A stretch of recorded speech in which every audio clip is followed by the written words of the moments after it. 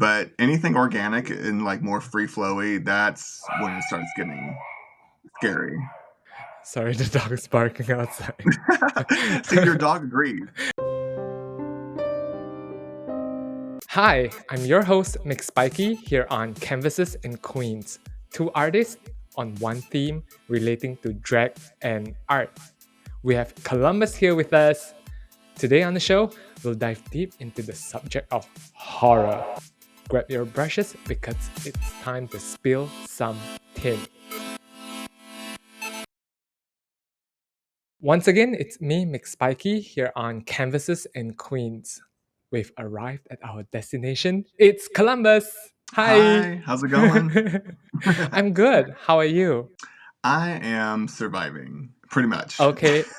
The rumor is that you just came off of a surgery as we speak. So 2023 was a bit rough for me because I was having lots of issues. I'm functioning a little bit better than I was before, which is nice. So I'm trying to just get back in the groove and get back to feeling normal again. Yeah, I just want to say that I'm so happy that you agreed to do this. And Yeah, also, as we absolutely. speak, Christmas just ended. So, how was your Christmas? It was good. Yeah, it was a very small, quiet Christmas. I got to see my family, so just like relaxed and played some video games too. How about yours? Oh, mine was good. We ate a little bit too much. Hmm. I have to suck in a little bit just to make sure that my gut don't hang out. No, we love a little gut. It's fine. Yes. Anyway, I want to thank you again, Columbus, for joining me today. So, are you ready? Yes. We'll start the show in Act 1, and this is the part of the show where we take a look at some of your work. And maybe we can start with the Sigourney Beaver piece that you shared with us today. I love Dragula. It's so much fun. So basically, like when I discovered Sigourney Beaver on social media a while ago, I noticed that she loved little cute animals, and so I was like, how am I going to blend like something super cute with something pretty cool and scary? She likes to, show off her body and like, be all sexy, and so I was like, let me make a really cool like monster corset to kind of like show off her curves, but then also like throw an element of like campy cuteness or whatever. And Sigourney loves tiny animals. And so I was like, let me draw a few like little cute monster creatures. And I think she'll like that. It was just like a fun way for me to kind of make it campy too, on top of being like sexy and scary. I like that you mentioned this because we try our best to also incorporate the personality of the drag queens that we draw. Is there a particular reason why you chose this look? Like for some reason, like when it comes to fashion, I just enjoy like red and black together. And so I kind of like wanted it to be like more simplified, but also kind of very accessible. Like if someone like were to make the costume or whatever, it'd be like super accessible like to build basically. So I just love red. So, for those who are just listening in, this is the portrait of Dragula superstar Sigourney Beaver, and she's wearing this red corset, and there's like little devil animals, and the corset is very much you. How did this monster corset idea came about? Yeah, so like I think my biggest inspirations like what would be like comic books and anime and like video games too. And so like years ago there was a video game called Darkstalkers.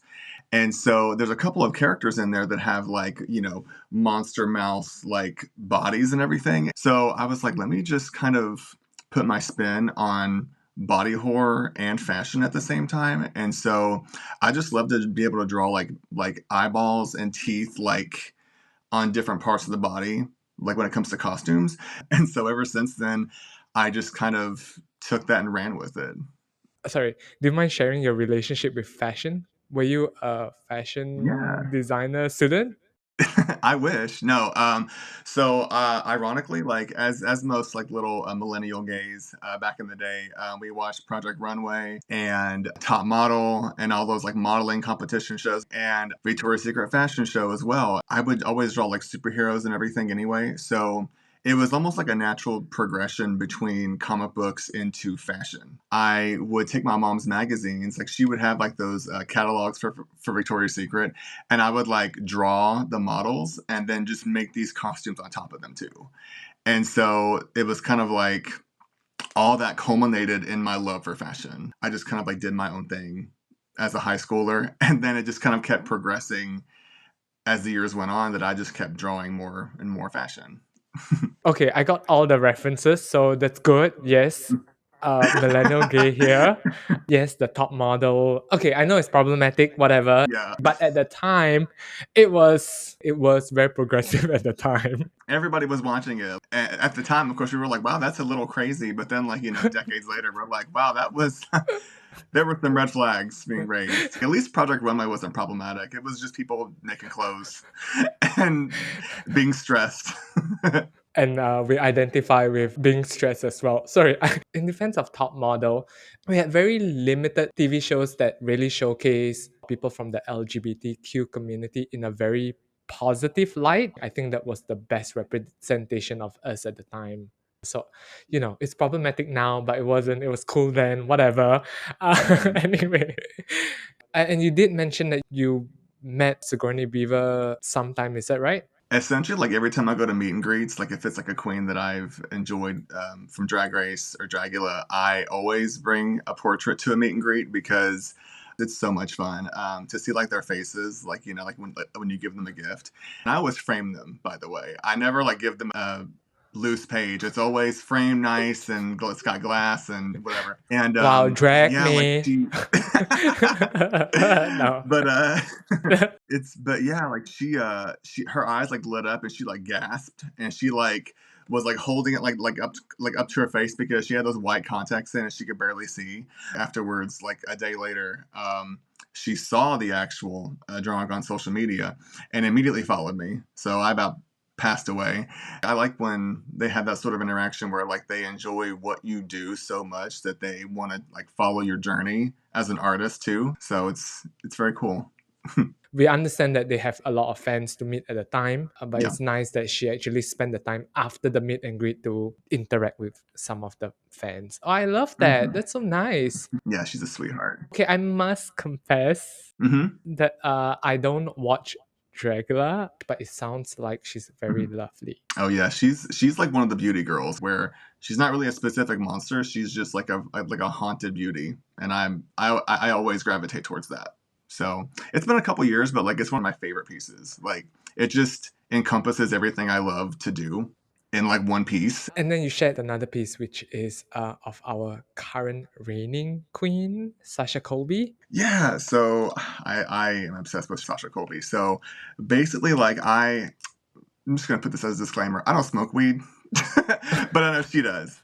So I was like, how can I incorporate weed into the drawing? And so she likes to show body. She's sexy. So I made like a really cool, like monochromatic looking, like one piece swimsuit, and then the jacket itself is kind of like one of those like big poofy like 90s jackets, like a very urban vibe. And the jacket is green and orange flowers, so it's kind of like orange flowers with like green leaves and stuff scattered all throughout it. But then it also has the monster element, so the zippers have the teeth and then the shoulders have the eyes. But on top of that, I also wanted to put a blunt in her hand. So I was like, she's gonna like that. What I admire about you is that you have such a strong sense of what is about your artwork and that you can have your input without losing too much of the person that you're drawing. Oh, thank you.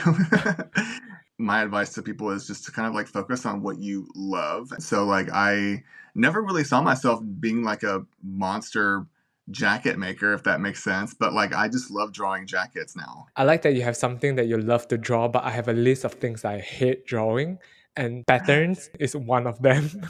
I will avoid that if I can. It's hard. Like that jacket gave me a nightmare because like, you picture something in your head and you're like, oh, I can do a pattern. And then when you start to do it, you're like, oh shit, was it supposed to be orange or green? But then you gotta trust the process, and then you're like, okay, now it makes sense. Oh, you think the monster teeth was the scary part? It's actually the pattern. For real, like sorry, that's the horror Yeah. element. Yep, Yeah. Yeah. What is the horror element of this piece? The pattern. the pattern. The repetition. Yeah. I think that's what it is. It's the repetition of having to make sure that your pattern looks cohesive. Yeah, I thought I want to give an advice to the drag queens if they want artists to draw any one of their looks, try to stay away from the patterns. It's likelier that more artists would draw them. Mm-hmm. I want to ask about this look. Is this something that she's worn? It's totally original. I saw that she likes to wear like a lot of like little skimpy outfits, like showing off a lot. So I was like, let me just do both. Sexy swimsuit and a sexy jacket. And she likes a ponytail too, so I was like, I'm gonna give her a high ponytail. I will say, like the meet and greet with Sasha was so funny. So like I gave her the drawing, and she like was pointing at the flowers, and she goes, "Is that weed?" And I was like, "Sure, whatever you want it to be." She immediately knew that it was for her. She was like, "This is weed." I was like, "Yeah, sure." How long have you been doing art? 6 years old, 7 years old. Yeah, like so. Whenever I talk about like my artist origins, I give so much credit to my dad. He would buy me comic books. He taught me how to draw like little barbarians, like these like little cute like barbarians with like swords, like fighting dinosaurs and everything. So yeah, like he got me started early. So I just kept doing it. Like I for fun just kept doing monsters and everything since I was a kid. The monster theme was there all along. Yep. But yeah, like I used to draw like wolves eating like woolly mammoths and stuff, like with like lots of blood in elementary school. So like I was already on the horror wagon when I was little. No, that's good. We'll probably unpack this childhood trauma of yours in the next segment. So we've come to Act 2 of the show, and this is the part of the show where we'll dive deeper into a specific theme relating to art and drag. And today, we're talking about horror. And I'm very excited to talk to you about this, Columbus, because as I mentioned earlier, that I'm not a big horror fan. Is it just me, or is there something about horror that resonates with the LGBTQ community? I think so, yeah. I didn't realize that there were so many like iconic old school authors who were queer. Like Mary Shelley, the woman who like wrote Frankenstein, was bisexual. And then Bram Stoker, the guy who wrote Dracula, was gay. So it's like queerness has always kind of like gone hand in hand with horror. The whole notion of like the other, the unknown, the abject, like the creatures that society rejects. Queer people can relate to that all the time. The roots are all there together. Like it all kind of like intertwines with horror. So like I think that's why a lot of queer people are always drawn to horror in some capacity. Maybe not the gory stuff, but just, those creatures, the downtrodden little gremlins and everything. That's always something that like we can kind of gravitate to.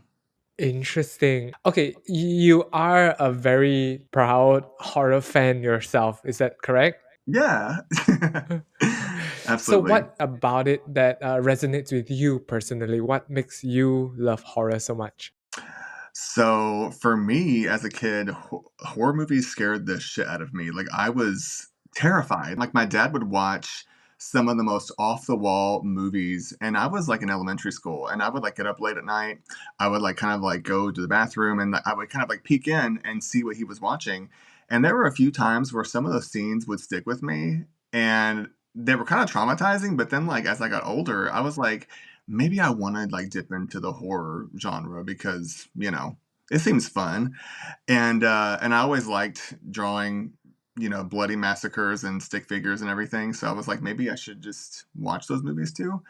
And then like when you start to like watch more horror movies and just more horror content, that's when as a queer you start to kind of see similarities with like being the other, like being the thing that people are scared of.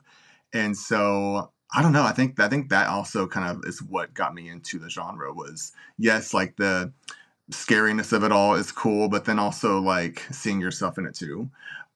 Plus, like ever since I was a kid, I've had crazy recurring nightmares, and so like not only did horror as a genre like it inspire me as an artist, but also my subconscious nightmares also inspired me as well. So it's kind of like all of this amalgamation of like scary things just kind of developed into inspiration for like what I do. If I think about things that really scare me, I think my Mhm. instinct is to let's try to block it out, suppress it, not look at it. But for you, you're like, Yeah. this is an inspiration. Let me explore this. Yup. Do you mind me asking how old were you when you started, when you remembered really enjoying horror? Yeah, I would say I'm gonna call it like my teenage horror renaissance phase, where I believe I was probably like 15 years old. I was like a sophomore in high school, and me and my cousins like stayed up late one night and we like watched a bunch of scary movies. But that was like my first time like literally sitting down and watching stuff like that with other people, and it was so much fun. Like we all were screaming and like having jump scares, and then we couldn't sleep all night. Ever since then I would go to I'm not sure if you're familiar with Movie Gallery. It was kind of like a D-list version of Blockbuster. You could actually like go to Movie Gallery and rent any DVD or like any VHS for $1. And so I just would stock up on scary movies, and then I would binge them on a school night in high school and not get any sleep. And then go to class the next day. So that was kind of like this phase where I just started like to ingest a lot of scary stuff all at once. The way you're describing it to me, it's like horror was this bond with your friends, and then this something that you do is a little bit transgressive, where you watch something that you shouldn't be watching. I guess Hmm. it's kind of like smoking in the parking lot, but you're watching something that you shouldn't be watching. Does it feel like that? Yeah, that's a really good description, Oh. actually. Yeah, like I would agree with that because, like, as a kid, your parents say, "Oh, you shouldn't watch that," and it's like my dad would kind of like let me a little bit, and so I remember like there was a couple scenes in two different movies. So there was one in Chucky, horrified me. I didn't have to watch the whole movie. I just watched one scene, and I said, "Fuck dolls. I'm never getting near a giant doll again." And then there was another one similarly, Puppet Master. And there was this one creature, and he had a drill for a head. Well, like all the other puppets held this guy down while he was sleeping. And the little drill bit head guy climbed on the bed and then drilled his forehead open. That literally scarred me for a couple years. I was like, I would like see him in my sleep and stuff. Like I was probably like 7 years old. So yeah, as I got older, I just kind of was like, let me circle back to that. So it was like I was less afraid, and it was kind of I don't know. It's just I guess I have a twisted mind where I was like, this is actually pretty cool. It would make cool artwork, and so I just started to draw it too. Are there anything else that still scares you? Is there a line that you will draw? Ooh, I would say so like heights, I feel like everyone's scared of heights, but I would say like I love marine biology and like aquatic animals, but I hate deep water. So in movies like where there's like a lot of deep water creatures and stuff, I love it, but I'm not going past my stomach in the ocean. I'm not going up any deeper than that. So like, it's even if it's clear water, I'm like I can't see what's going to get me. So yeah, I would say that deep water in the unknown with that is still horrifying. You're a pedal pool girl. There you go. Yeah. Mhm. I'll meet you by the pool specifically. You did mention that you relate to some of the characters and stuff, so there must be a horror movie character that resonated with you. Do you have Mm. one in mind? Hmm. Not really because I'm not unhinged. Like, I'm not crazy. I I'm love not horror, but crazy. I'm not a psychopath.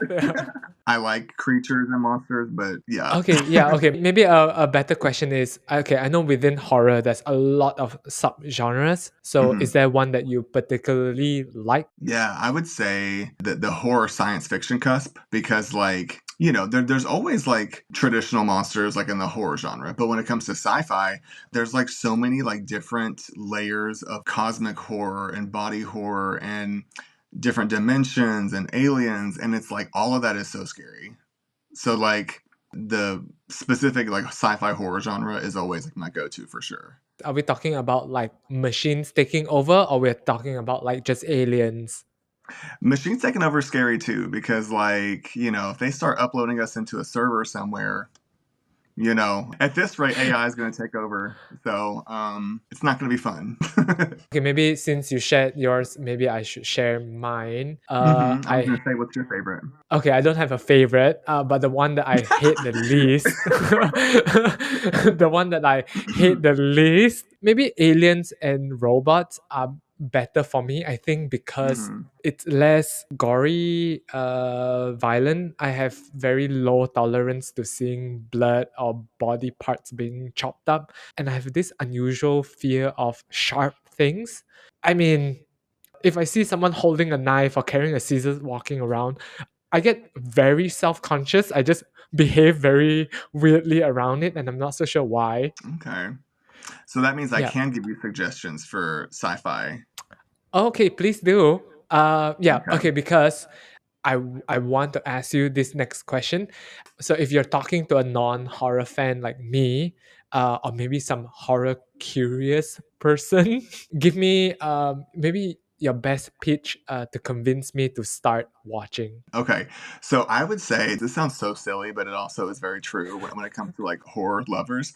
Is like if you see something that's like suspense or in the horror genre, but it's PG-13, chances are you're gonna have a better time because there's not gonna be much gore. There might be a few jump scares, but like it's not gonna be too hardcore. But when it comes to like anything rated R, you don't know what you're going to see. So I would say kind of ease yourself into it. You might be like, oh, I like this. And then you might want to try like something more severe later on. That's a very good advice. Hmm. Do you have one at the top of your mind that you would recommend to someone like me who is, who maybe don't like the gory stuff but want to Hmm. dabble a little bit in it?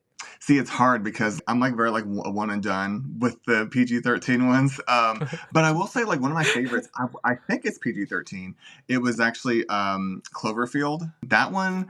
There's only like a couple bloody scenes, but they're not gonna like make you want to turn it off. So like essentially like you are following around these New Yorkers and there's like a big natural disaster that happened and they think that they got bombed. It's like one of those really good like non-gory but still very scary movies for sure. I love that one. I want to know, when you watch these horror movies, does it give you an immediate inspiration to create? I think so. Yeah. In some ways, I feel like I've pigeonholed myself into being a fashion designer, which is fine because it's fun. But I've actually been wanting to tap back into bigger concepts. I love like seeing something in the horror and sci-fi genres that inspires me because I also want to make like my own pocket universe of like scary stories and stuff. When it comes to music and movies, those two things specifically usually inspire me like to make new ideas. So if I see a specific, world or whatever in a movie, the same thing with like with like specific songs, I start to make up my own like little world. So yeah, I would say like I definitely get direct inspiration from horror content in that specific way. You dabbled a little bit in the art of drag yourself, Mr. Oh, Mezzanine. yep. Is this part of your exploration into the universe that you're thinking about? Oh, definitely. Because like I think when I started doing a lot of more drag race and Dragula artwork, you kind of forget about your own projects and like your own kind of like worlds. And so, yeah, I think doing my own drag persona recently, like with that project, has kind of like allowed me to tap back into my own passions and my own ideas. And so it's been a lot of fun because I'm kind of surprising myself like, oh, this is the kind of stuff that I used to do before I was doing drag queen stuff, like drag queen artwork. It's like if you're drawing from Drag Race, it's almost twice removed from the original source of your inspiration, I guess. So you want to Hmm. tap back into the thing that really, really inspired you. Do you mind sharing a little bit of the thought process behind creating Mr. Mezzanine? The way I described my drag persona is a sleep paralysis monster that exists between the layers of reality. And I feel like that's kind of how my nightmares work. Is like a lot of the times, like when I have nightmares, I'm transported to all these different dimensions and like these different characters that I'm living as. And so I was like, what if I made a creature that kind of can embody those different dimensions that like I dream about?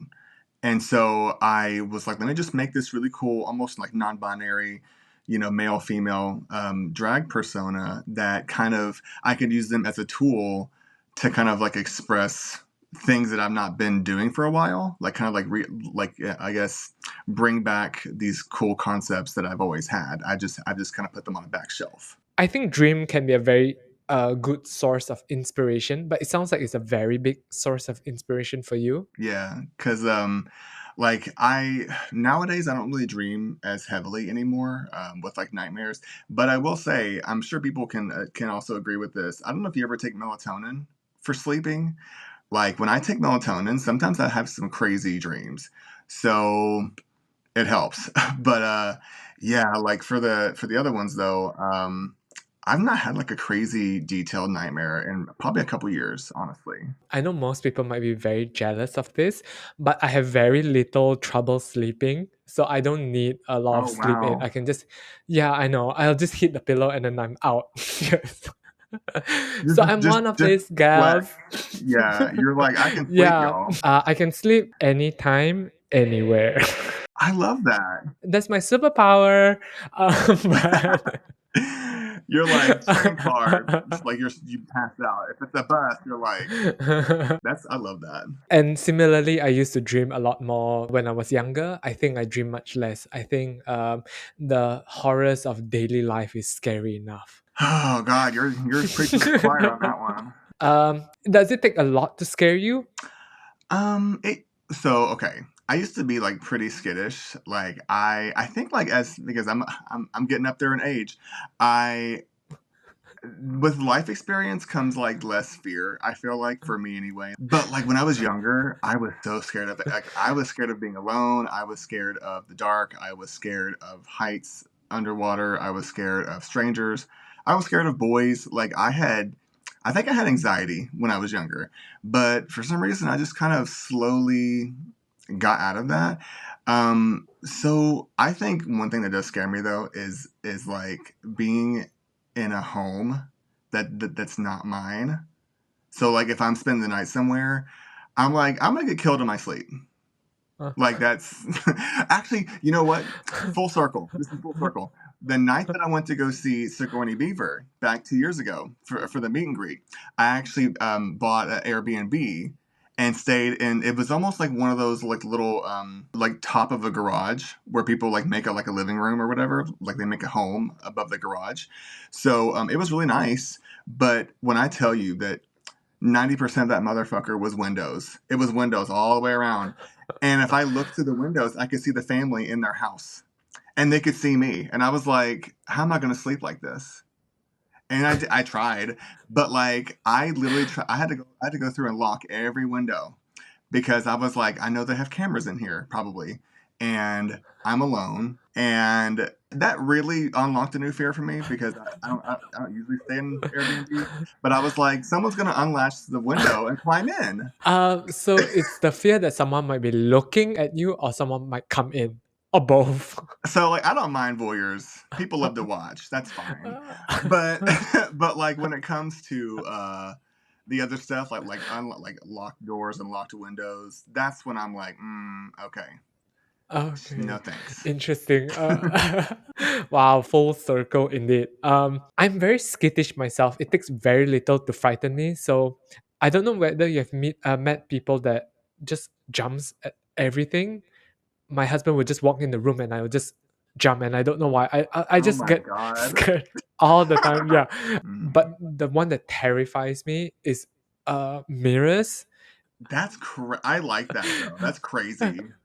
Because, Oh, really? like, there are so many scary movies that will scar you for life if that's the case. Yeah, that's yeah. The There's a mirror lot. thing is a very, very yeah, big fear of mine.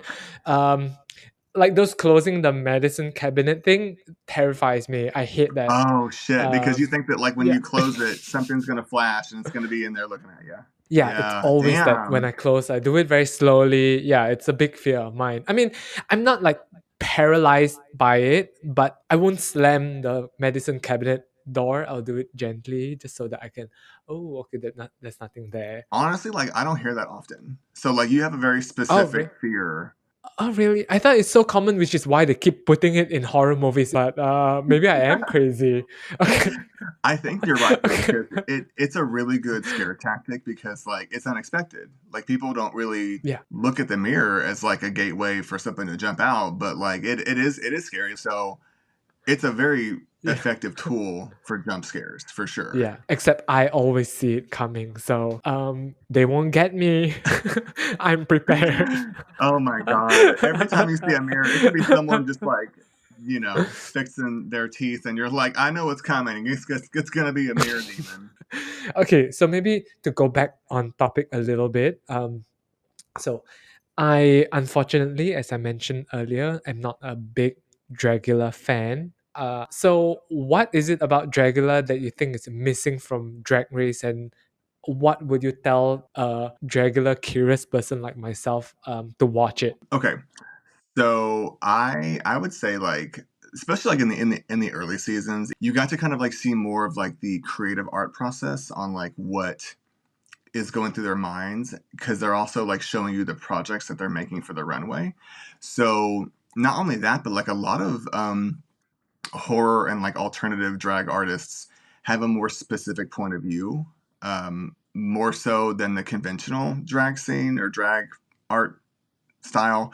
And also in the earlier seasons, the shade was so much fun, like, because it was more like gritty, and they were cussing each other out, and that's always good TV. And I'll also say this too: there are some drag looks in Dragula that are scary. There's one queen named Abora, and some of her looks inspired a whole generation of drag queens now. Like, there's a bunch of like little baby queens who saw her 5 years ago on her season, and she was so scary that it's made them into monsters in drag as well. So some of the artists are very like creepy, like very creepy. With the Dragula like newer season, they're not focusing as much on the creation part. There's a lot of like fake drama, and I'm like, I don't want to see that. Just show us more of their sketchbook and what they're hand making for the runway. Whereas previous seasons, I feel like that there was a lot more production time spent on showing their artistic point of view and their process in making the costumes. Because not only are they like making garments, they're also making fabrications. So like horns, teeth, eyeballs, like they're making like 3D prosthetic items to go on their body or go on the outfit. And you just don't see that very often at all on Drag Race. So I would say, like, as a creative person, it's almost, even better to watch Dragula in some ways, because you get to see more artistry getting put into their actual like persona. Because some of the looks they might finish for the show, or some of them will do the whole look while they're on the show. It just seems a lot more like they have a thumbprint on their drag aesthetic. Like, even if they have somebody make the costume, they'll still embellish it. Like, they'll still put their own stamp on it. So I like the fact that a lot of alternative drag artists still have a perspective where somebody might make them a garment, but you'll see that that's exactly what they were looking for, like for their drag persona.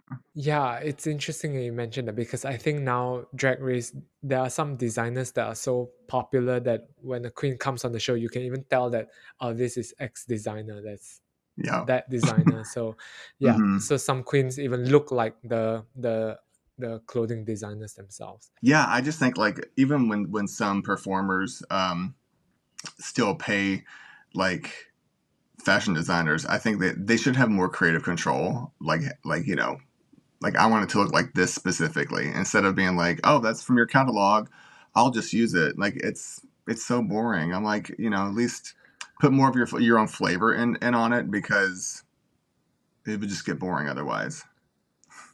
I'm being Yeah. shady. Let me not. I love it. I love the little shadiness. Okay, being my background, Asian, have you dabbled in the Asian genre of horror? Very little, but like I know like I think it's Junji Ito. Is that his name? I have no idea. He's a Japanese artist, and he I know a couple of the Dragula ghouls actually like were inspired by his stuff. Like he does a lot of like body horror, black and white like manga, comic books, and so I was always fascinated because like he over exaggerates like the facial features of humans, like for his monsters, and that's I love that so much. So. I asked this because, yeah, if anybody Mhm. out there who wants to know what's my favorite horror movie, I don't watch a lot of them, but the Thai version of Shutter is my favorite. So if you ask me which one scares me a lot, I think anything with spirits tend to scare me a Mm-hmm. lot. Oh, like things hiding in mirrors. Oh, that scares me. Even just talking about it Mm-hmm. now, I feel the chills. Which will lead me to maybe my last question for this segment. Okay, so what is the best way for someone to enjoy horror? Mm.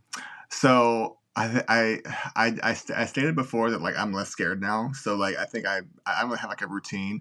But one thing that did used to work for me, it still does every now and then. Like if I watch something scary alone, what I'll do is like I do like to have the lights off, maybe like one ambient light somewhere. Um, very quiet so I can hear all the creepy stuff. But then, like, if I'm still pretty scared afterwards, I'll watch something lighthearted. So I'll put on like some colorful cartoon movie or something funny because that way it kind of like negates what you just watched in a way. Like, it kind of gets your mind off of it.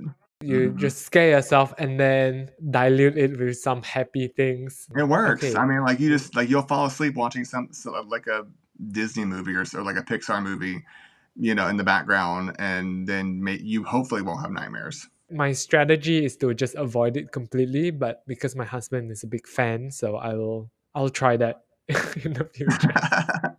Be like, babe, actually, Um, you know what? Thank you so much for that bloody gore fest. But next, what we're gonna do is we're gonna watch Finding Nemo. We're gonna watch that. Oh yeah, we try to meet somewhere in the middle now. So we watch documentaries of murderers. I think that's Oh my or god. unsolved mysteries. Yeah, unsolved mysteries. It's like, okay, it's a documentary talking about something scary. It's not the actual gore itself. So I feel like that's better for me. Whew, God, and that's like the realistic murder too. Like that's the shit that's happening. You're like, let's watch the real stuff, honey. Screw the fictional stuff. I want the real stuff. You're like, oh, he buried 20 bodies. Okay, if I don't have to see any bodies, then I'll watch it. And then And then you're like, and sleep. yes, that's me. So in Act 3 of the show, I'm just gonna ask you some random questions. So feel free to answer however you like. Are you Okay. ready? Okay. Yes. On the topic of horror, share a creepy or spooky experience you had in real life. Oh God, I'm glad you brought this up. So I've actually had sleep paralysis once, and it was so scary. Like it. I'm surprised that I didn't think of that earlier when you asked about nightmares because probably because I don't like to think about this one too much. The nightmare was horrifying because like I was driving on this old cobblestone road, and I remember seeing a tunnel bridge in front of me, and as I'm approaching the tunnel, the engine of the car is getting louder and louder. And when I look ahead, I've got headlights on, and I see this little girl. So she's on the opposite side of the tunnel, standing there in the middle of the road. And I'm trying to slam on the brakes, nothing's working. And as we go through the tunnel, everything goes pitch black, but I can still see the opening and the little girl standing there. And I'm like trying my best to like press the brakes. And then at one point, right when I get to the edge of the tunnel and I'm about to hit the little girl, the engine roars even louder. The headlights bust open and glass shatters everywhere. And I wake up.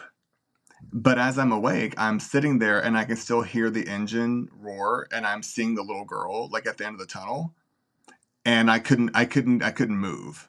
Like my body was glued to the bed, and I remember crying. And then like when I was able to finally move, I like lunged up out of bed and like I screamed, and I was like covered in sweat. I don't get why I dreamt of that specifically. Like I'm not scared of little girls, so I was Interesting. like, Yeah, I had a sleep paralysis episode once ever, and I don't get that a lot. So thank God. Again, mhm. sleep princess here. So yeah, I'm sorry for those people out there who experience this on the daily. Should we do another one? Yeah. Okay, if you were to create a haunted house attraction, what would the room be like? I would say I would want people to be disoriented and get separated. I used to love go to corn mazes growing up, like corn mazes and having scary stuff. So I would say having scary individuals in costumes throughout a maze, and there would be lots of like light tricks and textures on the floors and walls to kind of like get people to be confused, and so they get separated because that's scary. That's very Wow. scary. You're like, I don't know, but maybe I wanna. Then you have like a whole plan about what you wanna do. Because I was like, what would be scary? What would be scary? Being separated or like in a haunted something. I'm trying to cause trauma. Okay, I want people to leave, and I want them to have a memory when they Oh wait, leave. do you enjoy like haunted houses? Oh yeah, I've not been to one in so many years, but yeah, like we used to love going to corn mazes. Like those are so fun. Haunted houses in general are like a lot of fun, but with corn mazes, you can kind of like take your time because like you're by yourself. Whereas with like the more focused haunted attraction, like a house or like a whatever, it's almost like you got to keep moving and you can't really like enjoy yourself a little bit. So yeah, I took my sister to a corn maze once, and she got traumatized because I made the mistake of saying what her name was. I said, "Chelsea, come here," and all the actors knew what her name was, so they kept whispering her name in the corn. That is frightening. Oh, okay. There is a superstition in Malaysia, at least, so that's where I'm from. That if you're in a forest somewhere, you never call someone by their name because the spirits will learn your name and then they'll lead you into the forest. Yeah, That's fascinating. Yeah, no, I yeah, like that's that. nightmare town. Yeah. Hmm. Okay. Well, now you've given everybody the creeps, and then maybe hopefully people will leave their scary stories in the comments as well. Hopefully. uh, yeah, I wish this came out on Halloween. That would be more appropriate. But yeah. Anyway, Columbus, I want to thank you again for spending the hour with me. I know you just got off surgery, so thank you so much for making time. Yeah, thank you for having me. This was a lot of fun. I think you and I both can get off topic real easy, and I like that. It's fun. Being all over the place is what I do. So I love that. Something about horror and queer culture seems to match well, and I feel like you're the spokesperson for that amalgamation of the two worlds. So anyway, thank you all for listening to Canvases and Queens. Please subscribe and never miss another episode. Sound off in the comments. Maybe you can leave your spooky stories for us because I'd love to hear some. Or maybe Columbus might love to hear some as well. And Columbus, where can people find you? I'm definitely on Instagram. My handle is Column Night Bus. And yeah, I'm just always posting all kinds of fun little spooky things on there every now and then. Join me again in the next episode. And until then, keep it artsy and stay fartsy. Bye.